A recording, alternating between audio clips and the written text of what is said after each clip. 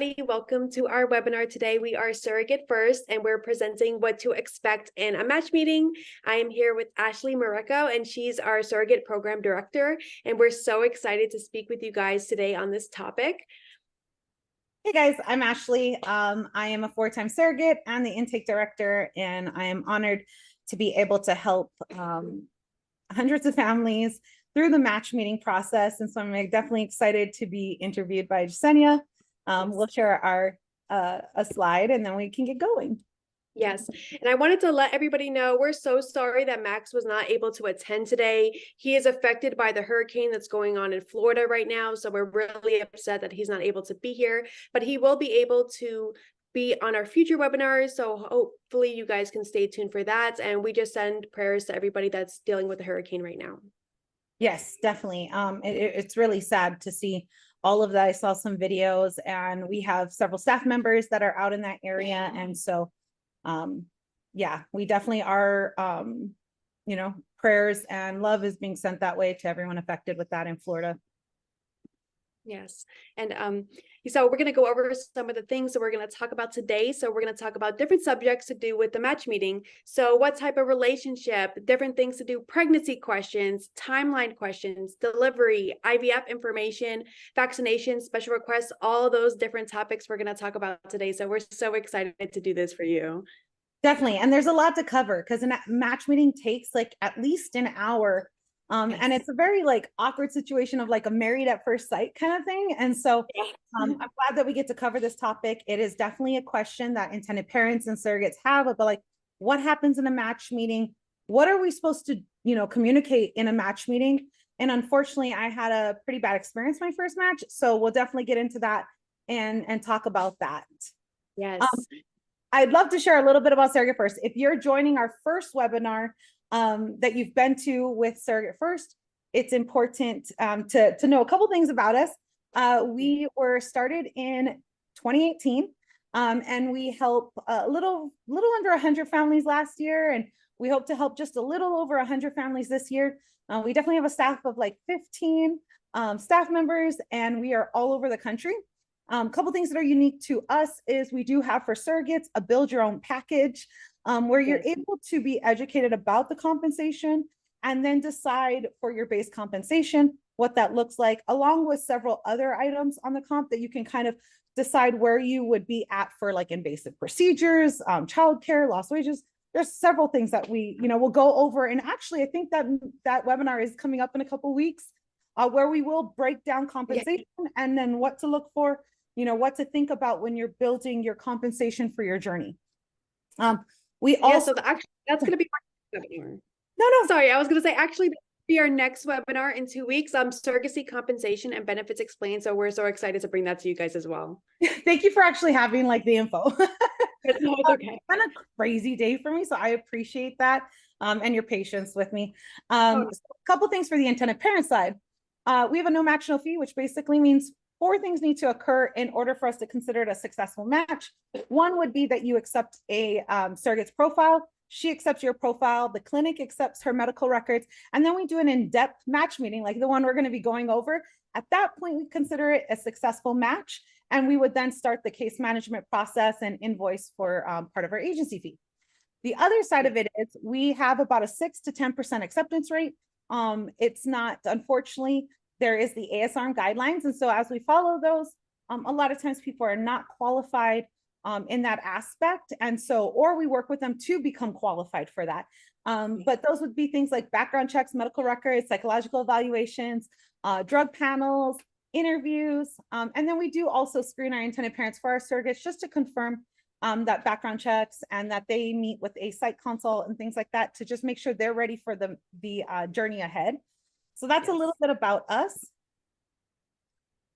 And so we want to just jump right into it. So we want to talk about what to expect at a match meeting. And I want to ask Ashley, like, why are match meetings so important? Yeah, definitely. So I'll start with the story of my first experience, and then we can kind of go to talk about why is it so important. So my first journey, I was with an agency, and I am a severe term surrogate or a pro-life surrogate.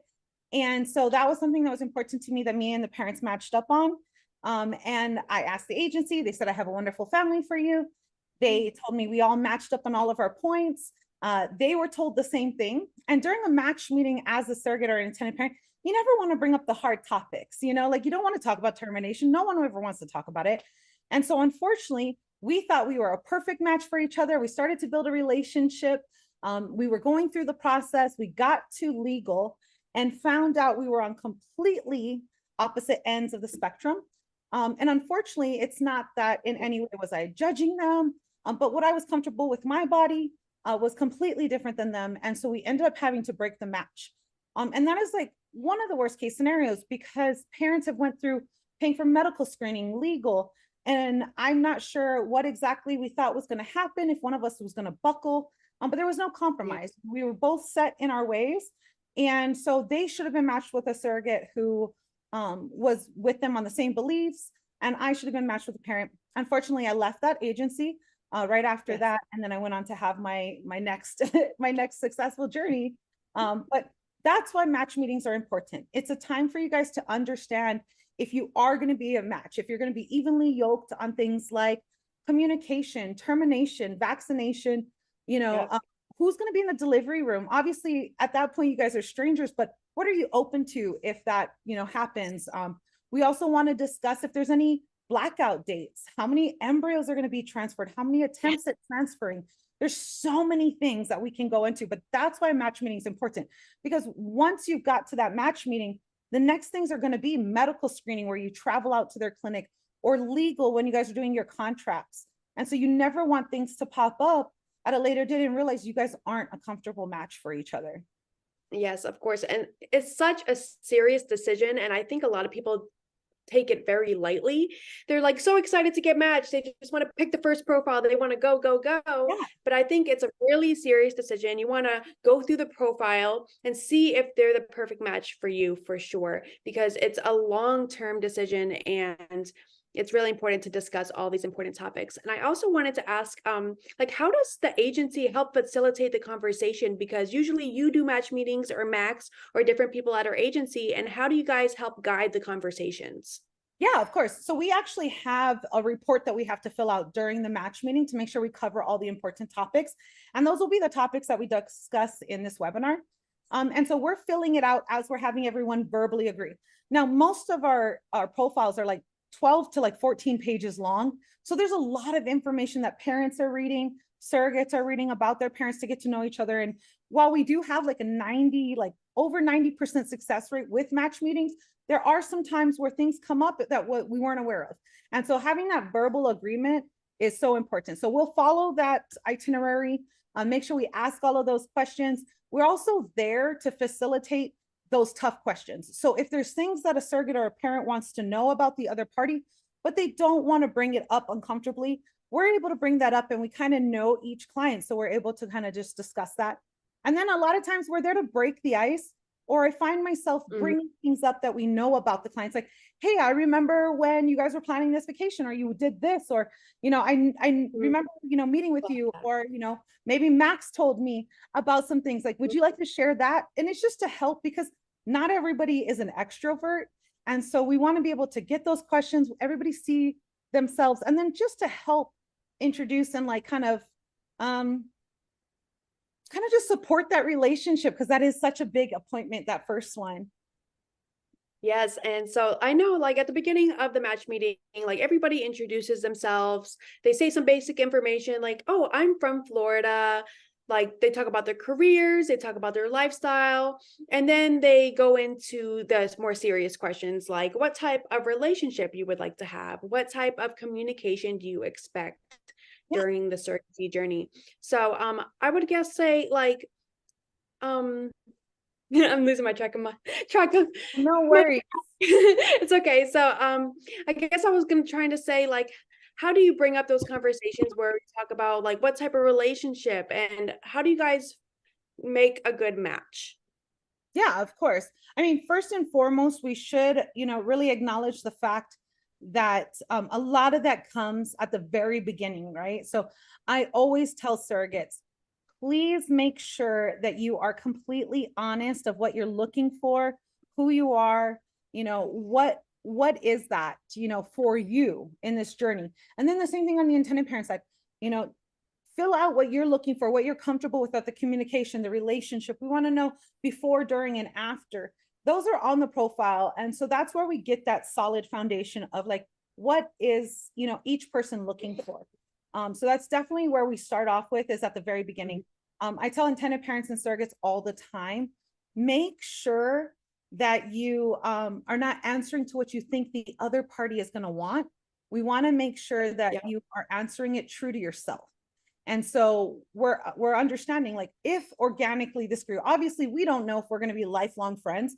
I've done 4 surrogacies for 2 families. One family, we're family, right? I'm an aunt to those kids. I love the intended parents. We have a great relationship. We've done vacations together. And then the other family, and I respect that, that wasn't the relationship they were looking for. Unfortunately, in the beginning, I feel like they may have put on like they were great at communication. They, like they said they were great at communication and they wanted that relationship and we were going to be in each other's lives if it organically grew. Unfortunately, that was not the experience I had with them.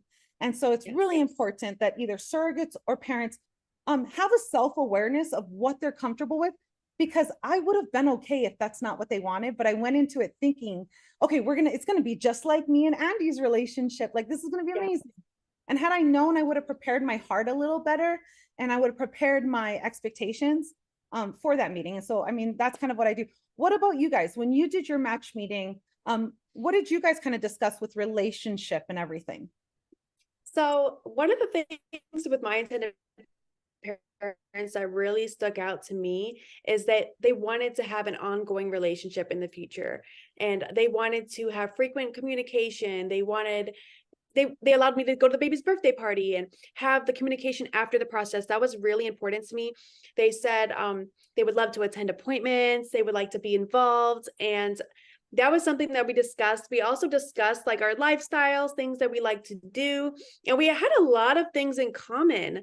And it was really nice to learn that about them. And it made me feel more comfortable at the end of the conversation. No, I think that's so important. You guys, if you have things in common, it's going to be a lot easier to discuss than if you're like, what do we have in common? Like, I remember pulling things out, like, how's your dog? And what kind of dog do you have? Like, what do they say? Like, that's a relationship. Like, give me something, like, no. So yeah, definitely. What's another category that kind of comes into play with the match meetings that you have a question about? So I want to talk about pregnancy with you. Just what type of questions do intended parents ask about pregnancy? And like, do they ask about the previous pregnancy history? Do they talk about like if they want to attend appointments and things like that? What type of questions do intended parents usually talk about? Yeah, definitely. So with the pregnancy, what we'll do is we start off with our introductions. Like, I know we have them for the profile, but it's nice to talk in person about it. And so after we do our introductions, we will talk about pregnancy history. So usually we're going to talk about like, how did the pregnancies go? The labor, how long was it? Were you early? Were you late? Obviously that's in the profile, but we're wanting to talk and get to know each other. A lot of times too, a question that's fun is like, what were you craving? Like, did you have morning sickness? Like, what does that look like for you for pregnancy? What can we expect? And even though every pregnancy is different, it's nice to kind of have a foundation of like, oh, okay, so you were pretty quick at labor. So we need to make sure if we're local that we're within a couple hours, driving if we're at the end of the pregnancy. Or do you deliver at 38 weeks? Do you deliver at 39? Do we have to like give them an eviction notice? Like, so those are great things to talk about during that pregnancy and finding out where that's located on everything. And so that's basically what we cover during the pregnancy, is like just learning that history. Sometimes parents will share their pregnancy losses and their experience with pregnancy and what brought them to surrogacy and those hardships, or those kind of items for pregnancy are really important. Did you guys discuss like your pregnancy history? Yeah, you get to meet? Yeah, so they did, because it was really important for me to bring up the conversation of pregnancy. just because my previous labor before I had the surrogate baby was under 2 hours. And that was an extreme concern for me because I really wanted the intended parents to make it there for the labor. So I brought that up to them and I told them, like, listen, when I'm at the end of my pregnancy, I need you guys to be here. I need you guys to be prepared because my last son was born and he came out in 2 hours and it was so unexpected. So that's something I definitely brought up to them because I really wanted them to be there for their baby. I wanted them to be involved as much as they wanted to be. Yeah. But thank goodness the intended parents were able to make it in time. So it wasn't an issue, but it was something important to me to bring up because I didn't know how things were going to look at the hospital and I wanted them to be there. That was important. I think that's an important thing. So let's go straight into the next topic, which would be Yes. delivery. Yeah. So in your, in that section when you guys were talking, did you guys discuss like who was going to be in the room and things like that? Yes. So I told them from the beginning, I am comfortable with them being in the room. I thought it was a really important discussion just because I wanted them to be able to see their baby be born if they wanted the opportunity. And some surrogates might not be comfortable with that, but I laid that out and I was like, I am fully comfortable with you guys being in the room. And another thing that we discussed was formula and pumping. Like, would I be okay with pumping or formula? Like what were they expecting from me? Because if they wanted me to pump, I was 100% for it. But my intended parents, they decided to do formula for their baby, and we decided that from the match meeting. And then we also talked about the distance to the hospital, the location of the hospital, what type of NICU is in the hospital. And yeah, so I was always okay with it being in the room, and the mom actually was in the room with me when I had the baby. That's awesome. I think that pretty much covers what we talk about during the pregnancy. I'm like, you're hired. You can just do the match meetings from now on. Yeah. The other thing we talk about is if there was a C-section and a need for a C-section and they were to allow two people, would the surrogate be comfortable with an intended parent being part of that so that they can see their baby be born via C-section? Yes. The other conversation we have with surrogates is if only one person was to be in the room, are you wanting that to be your partner? Are you okay with the intended parent potentially? And while we never expect a surrogate, if she's wanting that support of her partner, that's number one, right? Is her comfort during the labor and the delivery. But that is a topic we talk about is like, okay, what happens with two support people for a C-section, one support person for a C-section, or even delivery. It's important to note too that while this match meeting is our best, it is what our best intentions are as surrogates and intended parents and an agency. Sometimes relationships can break down at the end. We're dealing with lots of hormones and we're also dealing with a lot of fear, right? So surrogates are dealing with the hormones of pregnancy. Parents are dealing with the fears of, a complication occurring or not being able to like bond with their child. Sometimes that's a common fear for parents, even though we've never had an issue with that, but that is a natural, realistic fear. And so it's important to talk about that too with the surrogate and the parents to understand that while we may want to be in that room during the delivery, if the relationship has broken down, sometimes a surrogate is going to want to labor on her own. Having a relationship that is a little rocky will make delivery and labor just like so much harder. Sometimes we can talk about like if there was a breakdown in the relationship, allowing her to labor in peace and then come in for the delivery of the baby so that you can do skin to skin. Yes. I've heard of unfortunately stories where maybe it wasn't repairable, the relationship, and so the surrogate labored, delivered, and the baby was brought directly to the parents in their own room. But that's definitely something to talk about. The other important topic to think about during the match meeting is, what are you guys wanting from this relationship in the aspect of once baby's delivered, if there's not a room for the intended parents, maybe it's extremely busy. Sometimes hospitals will move a surrogate to another floor so that labor and delivery and the nurses can watch a newborn baby with the parents. Sometimes there's not a room option and they're like, there's a nursery available. And other times surrogates, the baby will house with the surrogate and the parents will be in that room and stay in the room. My intended mother, that was our plan, was we would just stay in the same room. We, on another hand, like you were talking about breast milk or formula, we actually had decided that it was best, and it was my intended mother, she had asked if I would nurse the baby in the hospital to get that colostrum out. We then, which is not common, and we do not require us to do this, but then we housed her in our house for like a week or two, just so she could get situated with baby and get used to the newborn. And then she would also bring baby down, and I'd feed and pump, and she'd feed. And so we worked as a team just to get her situated. That was definitely something that, like, had it been brought up, we would have been like, I don't know, I don't think so. So some match meeting questions are going to be important to understand that we're not sure what that looks like. We may be open to it if the relationship grows. We may not be comfortable with that. Sometimes parents also, with the pregnancy and delivery, it's important to talk about what does it look like for them to induce lactation if the woman can. So those are kind of all the questions in the pregnancy section. Yes, I could think of so many. There's so many important questions to discuss, and it's kind of like never ending because it's a lot that goes into everything. There is so much to go into it, and this meetings can be overwhelming when you're thinking about, like, okay, what does it actually look like? What's the timeline, right? Like, surrogacy is such a hurry up and wait game. Like, we're talking delivery, but we've been dealing with infertility for years, or a surrogate going, I've been wanting to get pregnant. I thought I'd sign up and the next day I'd be able to get pregnant. And I mean that in an exaggeration, obviously. But what does that timeline look like? And the truth is, there's no exact timeline, right? Right. And maybe you could share a little bit about how that works, like from application to matching, and then I can help with, like, on words of like what that looks like. Yeah, so timelines can look all different types of ways. They could look from application to embryo transfer 6 months, 8 months, 10 months, a year. It just depends on this individual journey. Sometimes there has to be blackout dates for important events in either person's life, in the intended parent's life, in the surrogate's life. Or also sometimes parents have to take the time to actually create their embryos.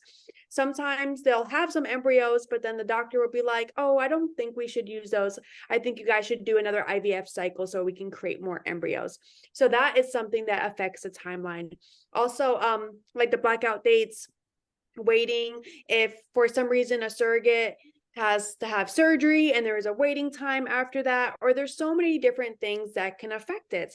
I knew a surrogate that had got strep throat, and she had to keep taking antibiotics, and she wasn't able to do her embryo transfer. So that affected the timeline as well. Yeah, definitely. What I like to say is, we hope for like 4 to 6 weeks to go through the screening process. Then there's the matching process.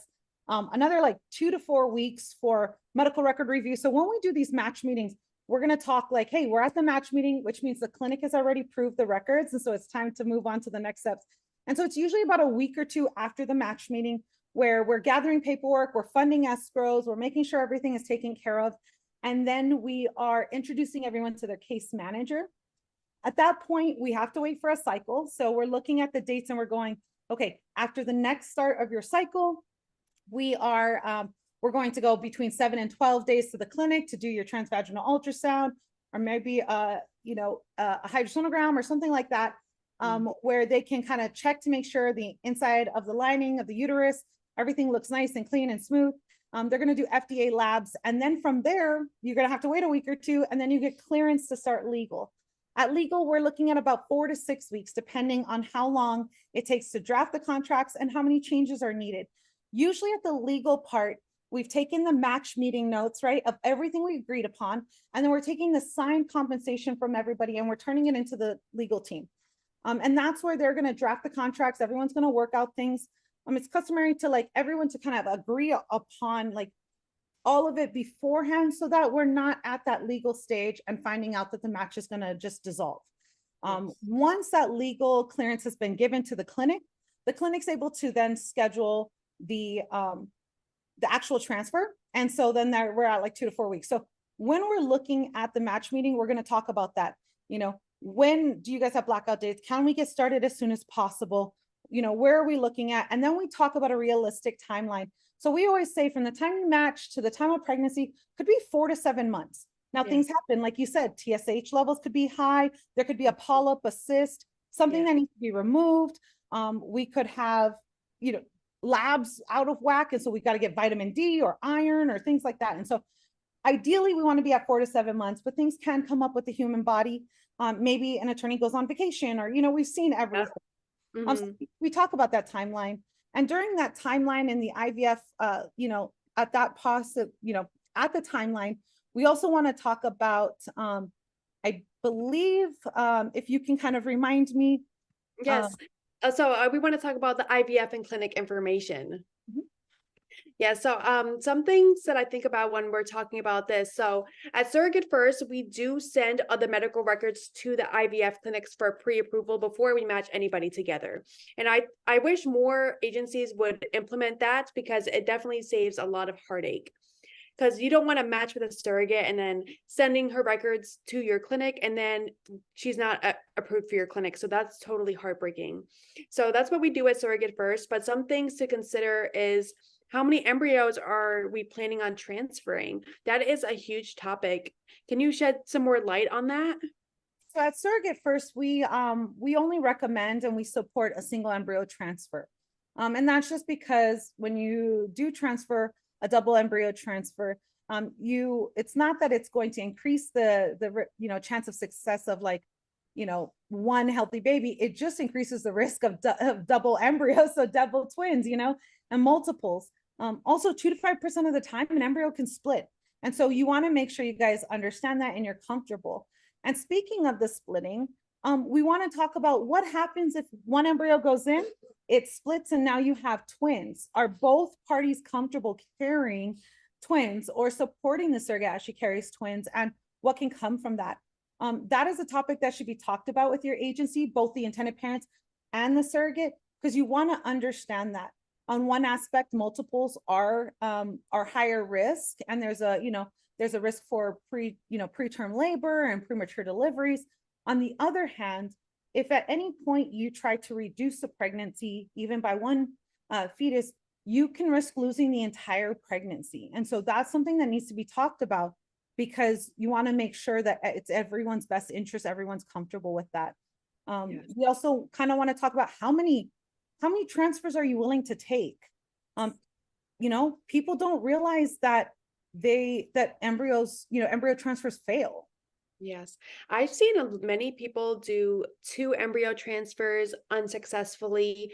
I actually seen one of my friends do double embryo transfer 2 times and it was not successful. And then she ended up not working out with that family anymore. But in my specific contract, we agreed up to 3 embryo transfers, but we could cancel the contract at any time. Like, if I did one and then we were like, fine, we don't want to do it anymore, that would have been perfectly okay. But we signed for 3 transfers. I was really lucky to get pregnant on the first time, and I feel so blessed. But that's something to consider, because I see many people having to do 2 transfers sometimes. Yeah, definitely. And that's important to understand. Like, are you willing to go through the medication several times? And while we want to always have first time success, we also need to understand that that's not always the case. And so Yeah. being able to be open to that is really important. The other side of that too is there, you know, the timelines of that, of like, what does that look like? Are they PG tested embryos? We want to discuss that. At SurrogateFirst, we do request an embryo report from the parents, and we do that for a couple reasons. One is so that we can confirm, and everyone has, you know, an educated consent. Everyone's been educated. They know what the grade of the embryos are. Are they PG tested? So that as a surrogate, you can decide to move forward knowing, you know, that information and what the chances of success are. While you can have like an embryo not be tested and be successful and not have complications, and you can have embryos that may be, you know, a lower grade, still be successful, it's still about education. On the other side of that, like you talked about, I've had surrogates that have done 2 transfers with one family and it be unsuccessful. They go on to rematch and they're successful with the first family. Now, when you have multiple transfers as a surrogate, most of the time it's due to embryo quality that they fail. Your body has been checked. And so, you know, that's hard. However, in the public eye, And with clinics, if you've had 3 failed transfers and you don't have proof of like the quality of the embryos, if they were PG tested, I've seen many clinics deny someone going through another journey. So we believe in the best interest for the parents, the surrogate. So that's why we collect that, so we can confirm that with each other and we understand what the grade of the embryos are. That way everyone can decide to match. And obviously that's done beforehand. So if ever a surrogate wants to know, exact details, some surrogates are like, I'm okay. If they're PG tested, I'm good. And most clinics will not transfer anything that's not great or good. The poor embryos, sometimes a lot of clinics won't transfer any embryos that are like graded at a C. But again, PG testing is not perfect. It just checks for like 95% of chromosomal abnormalities. It doesn't check like super small ones. And so it's important to kind of understand those risks too. Yes. Which is actually important because if we're thinking about it, if we don't know the grade or we don't know the percentage of success or what chance of like a disability or an abnormality, that brings us into another topic. Yes. Do we line up on termination? Yes, I think that's one of the most important topics to discuss. And whenever you guys are doing your profiles, you need to be really honest. Because when I first did my profile, I was pro-choice. I kind of was whatever my intended parents, like I agreed with whatever the intended parents wanted to do. And now that I experienced my whole first journey, it makes me have second thoughts about my decision on my first journey, because like, would I be willing to terminate for physical problems or serious problems or Down syndrome, which is a huge topic because in different countries, they don't have the help for children with Down syndrome as they do in the USA. And we do work with many people that are international. So it's something important to consider when you're talking about termination. Yeah, it definitely is. And there are serious topics, I mean, I feel like everything that is in a match meeting is a serious topic. Yeah.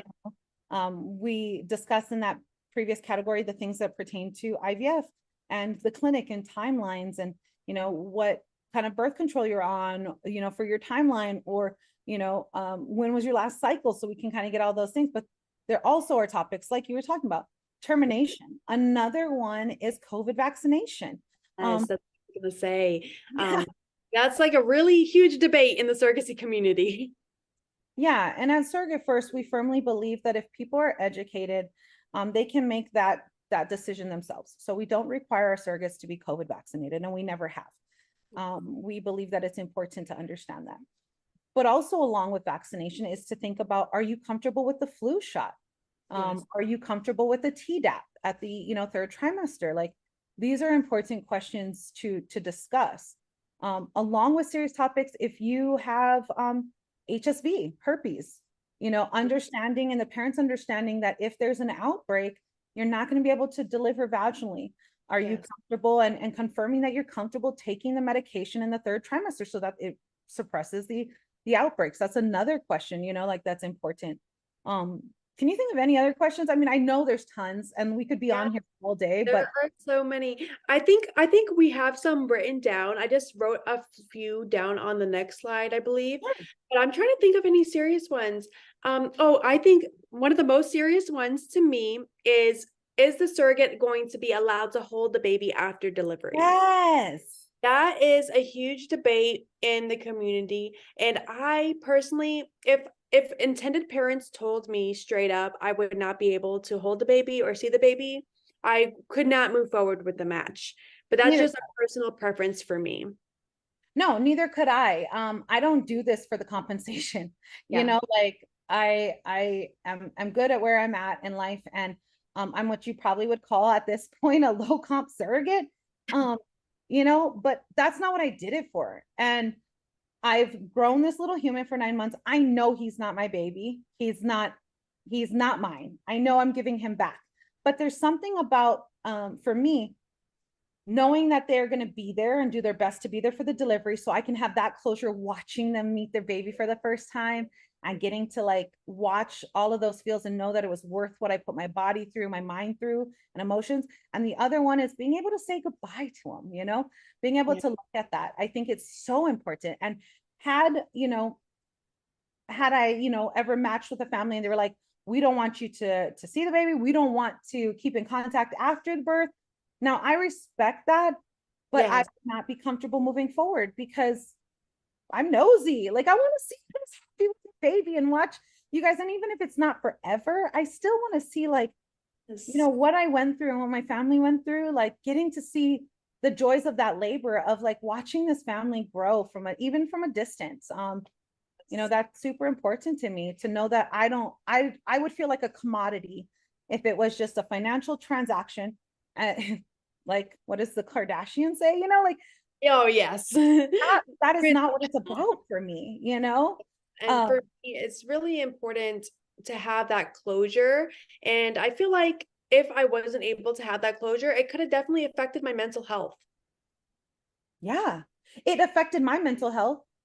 Yeah. Um, my first two journeys were with Andy and her husband. Andy's cool with me bringing her out in public and talking about her, so like I don't mind talking. We're great friends. And so I did one surrogacy for her. We decided we wanted to do another surrogacy after we delivered, and then she was like, "Okay, I got a lot of babies. Like I got to figure out this parenting thing." We had committed to using all of her embryos, and so they just keep sticking. So Yeah, they all work. yeah, I didn't plan to be a 4-time surrogate. So, but then I helped another family. And I went through the process and everything was going okay. They weren't good at communicating. That just wasn't what some people, that's not their style. And maybe they in their heart wanted to connect with me and they wanted to be friends, but it just didn't come naturally to them.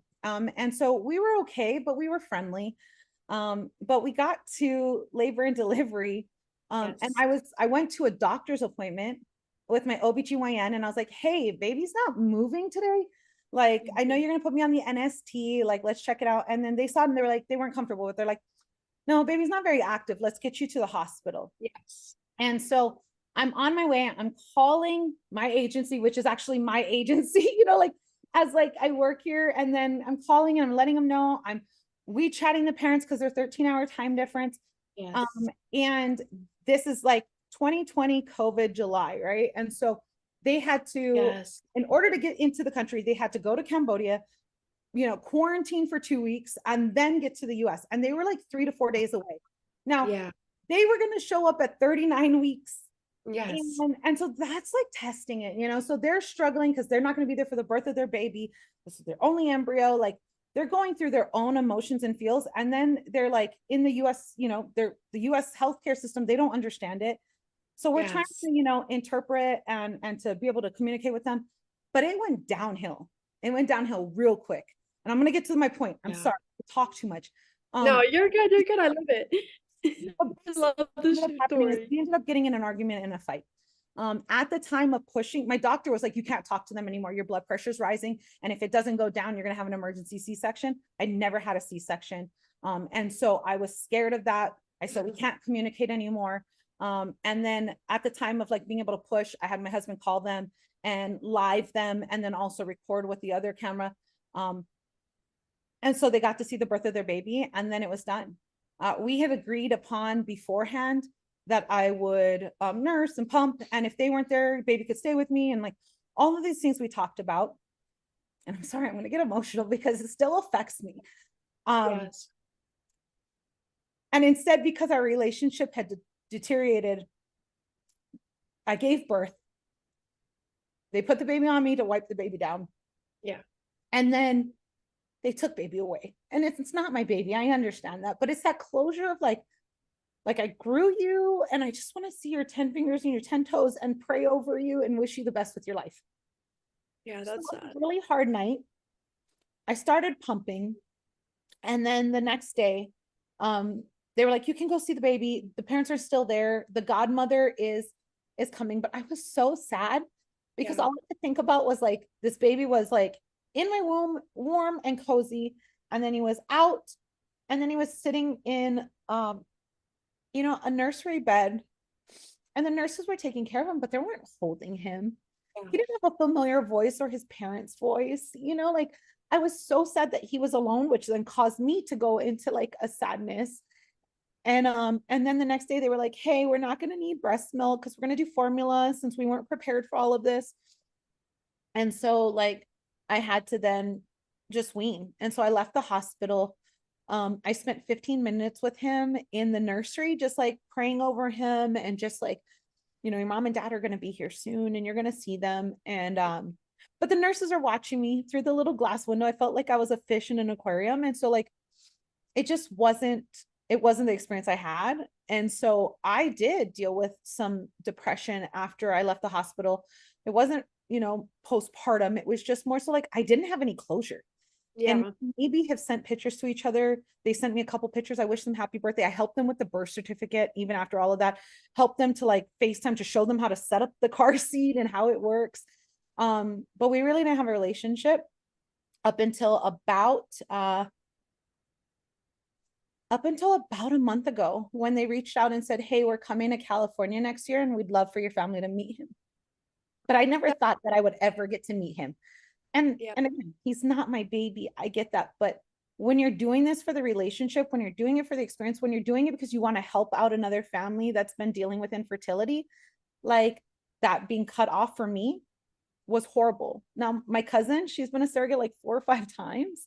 And all of hers, except for the last one she did with us, she never held the baby. And she was okay with that. Like she knew that coming in. And that's okay for some people, you know? But I cried my little heart out. No, but I definitely feel a connection to your story because I did get to see the baby that I had. I was in labor for 27 hours. It was my hardest labor I ever had.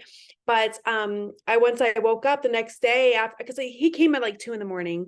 I went to sleep, and then I was expecting him to come in my room because that was our plan. We already discussed everything. That was our plan for baby to spend some time with me in my room. And unfortunately, baby had to go to NICU for extra testing. And I was not allowed a NICU. And no matter what the parents told the hospital, I was not allowed to go in NICU unless they were there at the hospital. And they didn't expect the baby to come 3 weeks early. They were rushing around. I understand there were new parents, but it kind of affected me because I didn't get that closure. And I think it's really important for surrogates to get closure. And that's why me and Ashley are advocates for you guys. And I want everybody to get their closure. I want everybody to match with amazing families because that's what it's about. It's about the relationship. It's about bringing life. It's about the best priceless gift you can give to a family. And that's why it's so important to be with a family that's going to respect you, respect your feelings, and vice versa. And if you want a completely professional relationship and you just want to talk to them about updates about the pregnancy and you don't have any problems with like not seeing the baby, you know, delivering and then going on your way, that's perfectly okay. I think that's what we need to stress too, you know, from me and Sunny is that what you're comfortable with, your body autonomy, what your boundaries are for intended parents and for surrogates. I would never want an intended parent to feel pressured into like, I have to do this because this is what it is. No, let us find you a surrogate that matches what you're looking for. And for surrogates, let us find a parent that matches what you're looking for. Like there is not a wrong way of what your boundaries and what you're comfortable with, you know?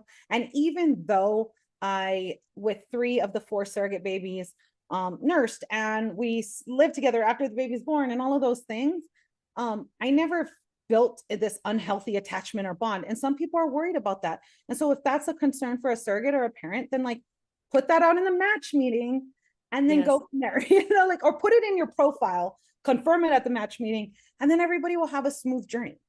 Yes, that is so important. And I think we want to close off by just showing you guys a few questions that we have. These are just a few questions. You guys can screenshot this if you would like, but like just getting to know the surrogate, like how is your home life? Do you work? Are you willing to be vaccinated? What hospital does she plan on using? Also, are the IPs willing to let the GC hold the baby? That's what I was trying to remember earlier. Will her family be able to meet the baby? That is important for some people. And would you like to receive breast milk for your baby? And then we have a few for GCs as well. But before your match meeting, your case your case manager will most likely send you a list of questions to help you be prepared, and circle all the ones that are important to you. So like surrogate questions like, how committed are you to surrogacy? When are you hoping to get started? What are your thoughts on termination and selective reduction? What will you ask of me during the pregnancy, like communication, photos? Are you okay with sharing things online? And also, like, how many embryo transfers? We discussed a lot of these already, but these are just some important reminders for questions. But we want to say thank you for joining us today. I had such a great time talking with you, Ashley, today. If you guys ever want to reach me, my name is Jasenia Latore, and my email is jasenia@surrogatefirst.com, or you can reach me at 470-907-9957.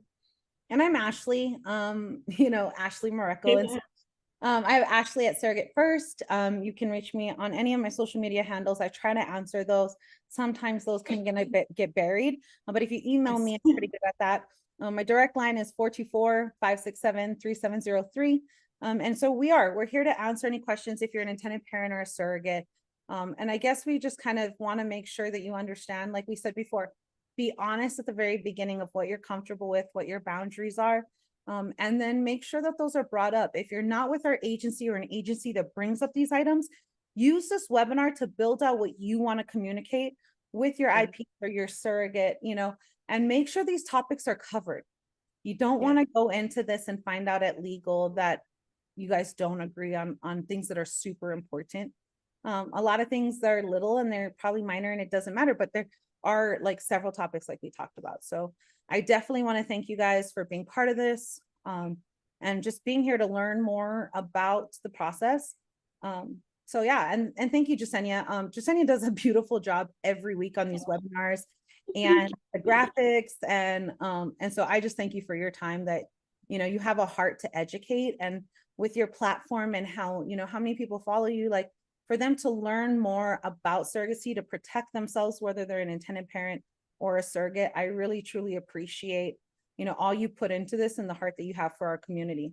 Thank you so much. I feel like this webinar really made me emotional, because I think about all those people where they don't have good journeys and they don't have the best outcome, and I really want to change how surrogacy is done. I really want everybody to be safe. Yeah, to be safe and comfortable, and feel respected with your boundaries. And so yeah, I definitely agree with you on that. We thank you. We will see you in 2 weeks. We do these every 2 weeks. Yes, and we're getting better and better. Yes, we're getting there. Awesome. Thanks you, everybody. We appreciate you. All right. Thank you, guys. Bye.